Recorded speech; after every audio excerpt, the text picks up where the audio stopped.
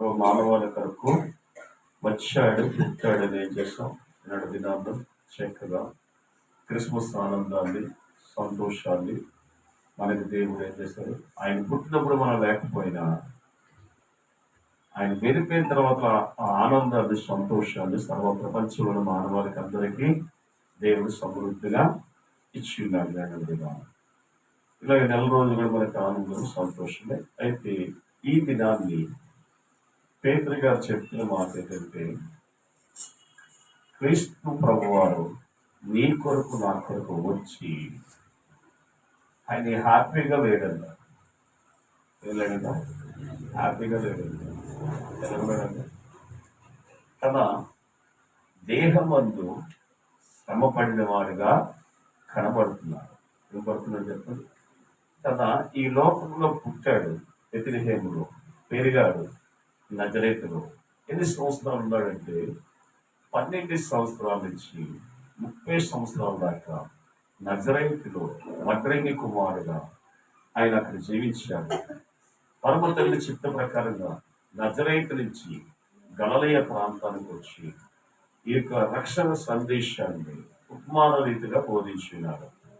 అందులో మొట్టమొదటిగా పిలుచుకున్న వ్యక్తి సీమోను పేతురు. సీమోను పేతురు జీవితంలో ఒక గొప్ప ఏం చేశాడంట, ఒక అద్భుతమైన కార్యం చేసి తన జీవితంలో సత్యములు తెలుసుకున్నట్టు చేసి మనుషులు పుట్టే జానలుగా చేస్తాడు. అయితే ఈ పేతురు అంటే అర్థం ఏంటంటే స్టోన్, బండ అని అర్థం. ఇదేమా బండవాలంటోడు అని అర్థం అన్నమాట. ఏదైనా స్టోన్, అంతగా కరిగిపోయిన వ్యక్తిగా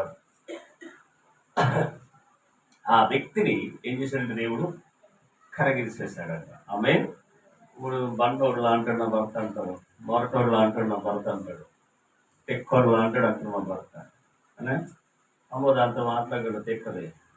అదే మాట అనేస్తుంది తెలియదు అంటారు కదా.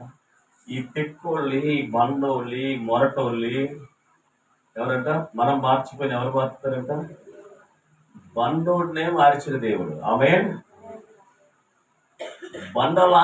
బండలు తీసుకొచ్చి శిల్పకారుడైన దేవుడు తన వాక్యం ద్వారా తన చెక్కినప్పుడు ఈ బండ ఏమైందంటే శిల్పంగా మారిన తర్వాత సృష్టికర్త అయిన దేవుడు కొరకు ఏం చేస్తుందంట, తన పాత్రగా ఓడబడ్డాడంట. ఎవరు? పేతురు. అందరు శిష్యులు పేతురు గారు 2 పత్రికలు రాశారు. ఈ 2 పత్రికల్లో విశేషమైన విషయాలు రాయబడ్డాయి. ఈయన ఏమంటున్నాడంటే, మానవుడా నీ కొరకు వచ్చిన నీ దేవుడు